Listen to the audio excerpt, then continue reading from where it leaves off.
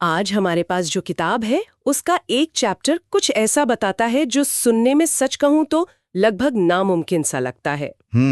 यह परमहंस योगानंद की मशहूर किताब ऑटोबायोग्राफी ऑफ अ योगी का एक अध्याय है। शीर्षक है श्री युक्तेश्वर का पुनरुत्थान। हाँ, और ये पुनरुत्थान या जिसे रेजरेक्शन कहते हैं वो किसी धार्मिक कहानी जैसा नहीं है। बिल्कुल नहीं, ये एक बहुत ही निजी, बहुत ही हैरान कर देने वाला अनुभव है। और मुझे लगता है इस चर्चा का मकसद किसी विश्वास को साबित करना या नकारना नहीं है, सही कहा। बल्कि इस अध्याय में मौत के बाद की दुनिया का जो एक पूरा नक्शा है, एक डिटेल मैप दिया गया है, उसे समझना है। यह पाठ मृत्यु को एक अंत नहीं बल्कि एक दरवाजा बताता है। एक दरवाजा जो एक बहुत बड़े अनदेखे ब्रह्मांड में खुलता है। तो चलिए इस नक्शे को खोलकर देखते हैं। कहानी शुरू होती है 1936 में बॉम्बे के एक होटल के कमरे से। लेखक योगानंद बताते हैं कि उन्हें पहले भगवान कृष्ण का एक दिव्य दर्शन होता है और उन्हें अंदर से ये महसूस होने लगता है कि कुछ बहुत बड़ा, कोई आध्यात्मिक घटना होने वाली है। और ठीक एक हफ्ते बाद 19 जून को दोपहर 3 बजे वो घटना घटती है। हाँ, योगानंद ध्यान में बैठे होते हैं और अचानक उनका पूरा कमरा एक तेज अलौकिक रोशनी से भर जाता है। और उस रोशनी के बीच उनकी आंखों के सामने उनके गुरु श्री युक्तेश्वर खड़े थे। वही गुरु जिनकी कुछ महीने पहले मृत्यु हो चुकी थी। और यहाँ सबसे चौंकाने वाली बात यह है कि वो कोई भूत या आत्मा की तरह नहीं थे। नहीं, बिल्कुल नहीं। लेखक जोर देकर लिखते हैं कि वो एक ठोस मांस और खून का शरीर था। उनका पहला रिएक्शन भी पूरी तरह से इंसानी था। हाँ, वो दौड़कर अपने गुरु से लिपट जाते हैं, जिसे वो मजेदार तरीके से ऑक्टोपस ग्रिप कहती हैं, ताकि गुरु फिर से गायब ना हो जाएं।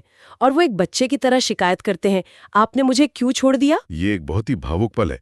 उसमें महीनों का दुख और अकेलापन भरा हुआ है। और यहीं से वो बातचीत शुरू होती है जो इस पूरे अध्याय का दिल है। श्री युक्तेश्वर मुस्कुराते हुए बताते हैं कि वो पृथ्वी पर नहीं है। वो कहते हैं कि वो एक सूक्ष्म लोक, एक एस्ट्रल वर्ल्ड में पुनर्जीवित हुए हैं और वहीं से उनसे मिलने आए हैं। ये सुनकर तो योगानंद के लिए ब्रह्मांड के सारे नियम ही बदल गए होंगे। यकीनन। यहाँ से चीजें वाकई दिलचस्प हो जाती हैं। श्री युक्तेश्वर बताते हैं कि उन्होंने यह शरीर ब्रह्मांड के परमाणुओं यानी लाइफट्रॉन से खुद बनाया है। हाँ, और ये शरीर दिखता तो उनके पुराने शरीर जैसा ही है, लेकिन ये भौतिकी के नियमों से, मतलब फिजिक्स के लॉस से बंधा नहीं है। और वो कहाँ रहते हैं उन्होंने बताया? हाँ, वो बताते हैं कि वे एक सूक्ष्म ग्रह पर रहते हैं जिसका नाम है हिरण्यलोक। हिरण्यलोक यानी प्रकाशित सूक्ष्म ग्रह। बिल्कुल। और उनका वहां एक खास मिशन है। वो हिरण्यलोक में उन उन्नत आत्माओं की मदद करते हैं जो मुक्ति के बहुत करीब हैं। अच्छा।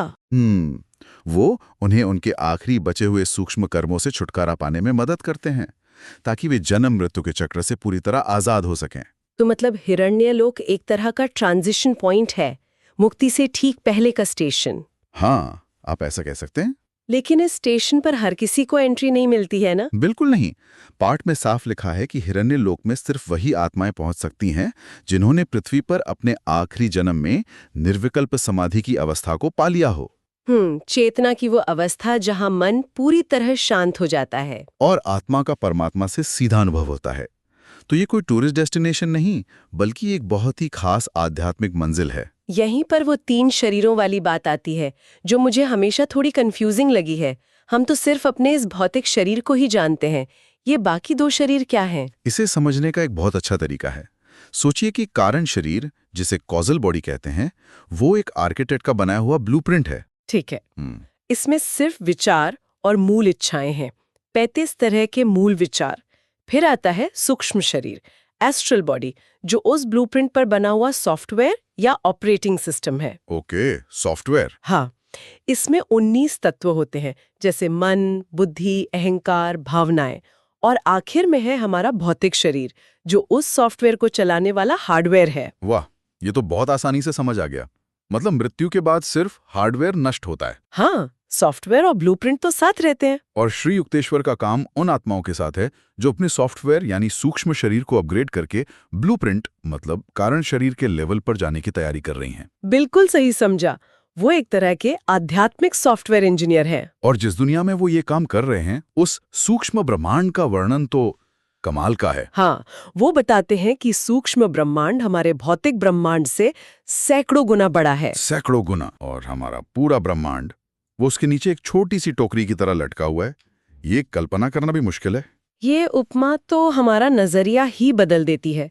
जिसे हम सब कुछ समझते हैं वो असल में बस एक छोटा सा टुकड़ा है, एक बहुत बड़ी अदृश्य सच्चाई का। पाठ के अनुसार वहां अनगिनत सूक्ष्म सौर मंडल हैं, ग्रह ओपल की झीलों, इंद्रधनुषी नदियों और चमकते हुए समुद्रों से भरे हैं। कोई खरपतवार, बैक्टीरिया या कीड़े मकोड़े नहीं। मौसम हमेशा वसंत जैसा रहता है और कभी-कभी रंगीन रोशनी की बारिश होती है। ये सुनने में किसी सपने जैसा लगता है। और ये खूबसूरती सिर्फ दिखाने के लिए नहीं है, ये असल में वहां रहने वाली आत्माओं की चेतना का एक प्रतिबिंब है, रिफ्लेक्शन। अच्छा। वहां क्रूरता, बीमारी या संघर्ष इसलिए नहीं है क्योंकि उन आत्माओं ने उन भावनाओं को पार कर लिया है जो इन चीजों को जन्म देती हैं। उनकी दुनिया उनके अंदर की शांति का ही बाहरी रूप है। लेकिन क्या पूरा सूक्ष्म लोक ऐसा ही सुंदर है या वहां भी अलग-अलग जगहें हैं? नहीं, ऐसा नहीं है। पाठ में बताया गया है कि सूक्ष्म लोकों के भी कई स्तर हैं जो कर्मों के हिसाब से बटे हुए हैं। अच्छी आत्माएं जहां चाहें घूम सकती हैं, और बुरी आत्माएं? लेकिन जिन आत्माओं में अभी भी नकारात्मकता और संघर्ष बाकी है, वे निचले अंधकारमय क्षेत्रों में कैद रहती हैं। तो वहां भी संघर्ष है? हाँ, पाठ में वहां होने वाली लड़ाइयों का भी जिक्र है, जहां गिरी हुई आत्माएं एक दूसरे पर लाइफट्रॉनिक बॉम्ब से हमला करती हैं। एक मिनट, लाइफट्रॉनिक बॉम्ब, ये सुनने में किसी साइंस फिक्शन फिल्म जैसा लगता है। इसका क्या मतलब है? ये एक बहुत अच्छा सवाल है। नहीं, ये फिजिकल बॉम्ब्स नहीं है। लाइफट्रॉन जीवन ऊर्जा की सबसे छोटी इकाई है, जैसे भौतिक दुनिया में परमाणु होते हैं। ओके। तो लाइफट्रॉनिक बॉम्ब असल में नकारात्मक ऊर्जा और मानसिक मंत्रों के शक्तिशाली हमले हैं। यह एक तरह की साइकिक वॉरफेयर है जो विचारों और ऊर्जा के स्तर पर लड़ी जाती है। तो वहां का जीवन हमारी दुनिया से कितना अलग है? पाठ में इसका भी जिक्र है कि वहां के लोग अपना रूप बदल सकते हैं। हाँ, और ये बहुत मजेदार हिस्सा है। वहां के निवासी अपनी इच्छा से कोई भी रूप ले सकते हैं। फूल, मछली या जानवर भी चाहें तो कुछ समय के लिए इंसानी रूप में आ सकते हैं और बात कर सकते हैं। तो अगर मैं चाहूं तो थोड़ी देर के लिए बाज बनकर उड़ सकती हूँ। ये तो हर इंसान का सपना होता है। हाँ, बिल्कुल। वहां ये संभव है। और सिर्फ यही नहीं, वे ग्रहों के बीच यात्रा भी तुरंत कर लेते हैं। वे प्रकाश के बने विमानों का इस्तेमाल करते हैं जो बिजली से भी तेज चलते हैं। और जन्म की प्रक्रिया भी अलग है। हाँ, संतान शरीर से नहीं बल्कि ब्रह्मांडीय इच्छा शक्ति से पैदा होती है। एक आत्मा को एक सूक्ष्म परिवार में शामिल होने के लिए आमंत्रित किया जाता है। और जहां तक मैंने पढ़ा है, इंद्रियों का अनुभव भी बिल्कुल अलग है ना? हाँ, ये सबसे आकर्षक हिस्सों में से एक है। हम भौतिक दुनिया को अपनी 5 इंद्रियों से जानते हैं, लेकिन सूक्ष्म लोगों को छठी इंद्री यानी अंतर्ट्यूशन या इंट्यूशन से सीधे अनुभव किया जाता है। तो वहां आंखें, कान ये सब नहीं होते? होते हैं, पर वो शरीर के किसी भी हिस्से से देख, सुन या स्वाद ले सकते हैं। मतलब वो अपनी उंगली से भी देख सकते हैं? हाँ, सैद्धांतिक रूप से। उनका मुख्यांग माथे पर स्थित एक ऊर्ध्वाधर तीसरी आंख होती है। और खाने पीने का क्या? वे भोजन के लिए ब्रह्मांडीय प्रकाश पर निर्भर करते हैं। हालांकि वहां चमकदार सब्जियां और अमृत के फव्वारे भी मौजूद हैं। पर सबसे बड़ा बदलाव है संचार में। कम्युनिकेशन। हाँ, वहां कोई भाषा नहीं है, कोई शब्द नहीं है। संचार पूरी तरह से टेलीपैथी और टेलीविजन के जरिए होता है। वाह, मतलब कोई गलतफहमी नहीं, कोई झूठ नहीं, जो सोचा वही सीधे दूसरे तक पहुंच गया। बिल्कुल। और शब्दों के गलत मतलब निकालने की वजह से होती है। बिल्कुल सही कहा। वहां विचारों में पूरी पारदर्शिता होती है। ये सब सुनने में बहुत अद्भुत है, लेकिन मेरे मन में एक सवाल उठ रहा है। इस पूरी व्यवस्था को चलाने वाला इंजन क्या है? मतलब कोई आत्मा भौतिक से सूक्ष्म और फिर कारण लोक में क्यों और कैसे जाती है? आपने बिल्कुल सही नस पकड़ी है। शायद इसका जवाब कर्म और उन 3 शरीरों की अवधारणा में छिपा है। हाँ, इस पूरी यात्रा का, इस पूरे बंधन का इंजन एक ही है, इच्छा, डिजायर। पाठ के अनुसार अधूरी इच्छाएं ही मनुष्य के सभी बंधनों का मूल हैं। ठीक है, ये थोड़ा भारी हो गया। क्या हम इसे आसान शब्दों में तोड़ सकते हैं? अगर इच्छा ही सारे बंधन की जड़ है, तो इसका मतलब क्या ये है कि हमें कुछ भी चाहना बंद कर देना चाहिए? यह एक आम गलतफहमी है। पाठ ये नहीं कहता कि इच्छा करना बुरा है, बल्कि यह इच्छाओं की प्रकृति को समझने की बात करता है। इच्छाओं के भी 3 स्तर बताए गए हैं। ओके। पहला, भौतिक इच्छाएं। ये इंद्रियों से जुड़ी हैं। हाँ। अच्छा खाना, सुंदर चीजें देखना, आराम। दूसरा सूक्ष्म इच्छाएं, ये ज्यादा रिफाइंड हैं। ये प्रकाश, संगीत और कंपन के रूप में आनंद से जुड़ी हैं। और तीसरा कारण इच्छाएं, ये सबसे सूक्ष्म है। ये सिर्फ अनुभूति, ज्ञान और विचारों के आनंद से जुड़ी हैं। अच्छा। मुक्ति का रास्ता इच्छाओं को खत्म करना नहीं, बल्कि उन्हें परिष्कृत करते जाना है। अच्छा, मतलब उन्हें रिफाइन करना है। जब आत्मा भौतिक इच्छाओं से ऊपर उठती है तो वह सूक्ष्म लोक में जाती है। सही। और जब वह सूक्ष्म इच्छाओं से भी ऊपर उठ जाती है तो वह कारण लोक में पहुंचती है। तो मृत्यु केवल भौतिक शरीर यानी हार्डवेयर का अंत है। सॉफ्टवेयर और ब्लूप्रिंट बने रहते हैं।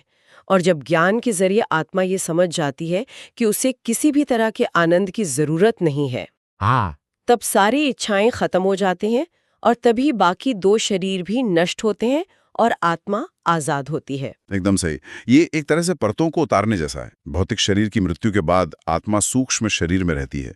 जब सूक्ष्म इच्छाएं खत्म हो जाती हैं तो सूक्ष्म शरीर की भी मृत्यु हो जाती है और आत्मा अपने मूल ब्लूप्रिंट यानी कारण शरीर में रहती है। और इसके बाद आता है कारण लोक, जो अविश्वसनीय रूप से सूक्ष्म है। ये समझना वाकई मुश्किल है। तो आप कह रहे हैं कि कारण लोक में ब्रह्मांड कोई बाहरी चीज नहीं है, बल्कि वो बस आपके विचारों का ही एक प्रोजेक्शन है। हाँ, कुछ ऐसा ही। इसे ऐसे सोचिए जैसे रात में आप सपना देखते हैं। उस सपने की दुनिया, लोग, जगहें सब आपके मन की ही रचना है, पर उस वक्त वो बिल्कुल असली लगती हैं। सही। कारण लोक कुछ वैसा ही है, लेकिन वहां आप पूरी तरह जागृत अवस्था में ऐसा कर सकते हैं। वहां के प्राणी सिर्फ विचार से कुछ भी बना या मिटा सकते हैं। और वो एक दूसरे को कैसे देखते हैं? वे एक दूसरे को शरीर के रूप में नहीं, बल्कि आनंदमय आत्मा के प्रकाश बिंदुओं के रूप में पहचानते हैं। और ये आजादी से पहले की आखिरी स्टेज है। हाँ, गहरी समाधि के जरिए आत्मा इस आखिरी शरीर, कारण शरीर से भी मुक्त हो जाती है और अनंत में विलीन हो जाती है। पाठ में इसके लिए एक बहुत सुंदर रूपक है, सर्वव्यापकता की तितली। हाँ, द बटरफ्लाई ऑफ ओमनीप्रेजेंस, जिसके पंखों पर तारे, चांद और सूरज बने हैं। आत्मा अपनी पहचान खोए बिना अनंत के साथ एक हो जाती है। वो समुद्र में एक बूंद की तरह गायब नहीं होती, बल्कि खुद पूरा समुद्र बन जाती है। बिल्कुल। तो मुक्ति का मतलब अस्तित्व का अंत नहीं, बल्कि सीमाओं का अंत है। और एक मुक्त आत्मा के पास विकल्प होता है। हाँ, वो चाहे तो पृथ्वी पर एक पैगंबर के रूप में लौट सकती है या श्री युक्तेश्वर की तरह सूक्ष्म लोक में रहकर दूसरों की मदद कर सकती है। ये परम स्वतंत्रता है। और ये कहकर वे धीरे धीरे रोशनी में विलीन हो जाते हैं। लेकिन कहानी यहाँ खत्म नहीं होती। नहीं? दिलचस्प बात यह है कि पाठ में इस अनुभव की पुष्टि करने वाली एक और घटना का उल्लेख है, जो इसे केवल एक व्यक्तिगत दर्शन से ज्यादा बनाती है। हाँ, ये हिस्सा पूरी कहानी को एक अलग ही लेवल पर ले जाता है।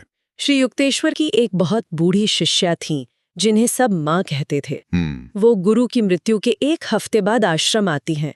जब उन्हें बताया जाता है कि गुरु का देहांत हो गया है, तो वे मानने से इनकार कर देती हैं। और वो कहती हैं कि ये असंभव है। हाँ, क्योंकि उन्होंने तो उसी सुबह अपने गांव में गुरु से बात की थी। उनके गुरु ने सशरीर प्रकट होकर उनसे कहा था कि वे शाम को आश्रम जरूर आएं। इससे ये साबित होता है, कम से कम कहानी के भीतर, कि पुनर्जीवित गुरु को दूसरों ने भी देखा था। ये उस अनुभव को एक साझा हकीकत बना देता है, न कि सिर्फ लेखक के मन की उपज। बिल्कुल। तो यह अध्याय मृत्यु को एक डरावने अंत के रूप में नहीं, बल्कि चेतना और स्थान के एक बदलाव के रूप में दिखाता है। एक ऐसी यात्रा जिसे हमारी अपनी इच्छाएं चलाती हैं। यह सिर्फ एक कहानी नहीं है, बल्कि अस्तित्व का एक पूरा नक्शा है, जो भौतिक से सूक्ष्म और सूक्ष्म से कारण लोकों तक का रास्ता दिखाता है। ये एक विचार छोड़ जाता है जिस पर चिंतन किया जा सकता है। अगर इस पाठ के अनुसार इच्छा ही इस पूरी ब्रह्मांडीय यात्रा का इंजन है, जो हमें एक शरीर से दूसरे शरीर में, एक दुनिया से दूसरी दुनिया में ले जाती है, तो ये हमारे अपने रोजमर्रा के इरादों की ताकत और दिशा के बारे में क्या बताता है? अपने लिए कौन सी मंजिल चुन रहे हैं?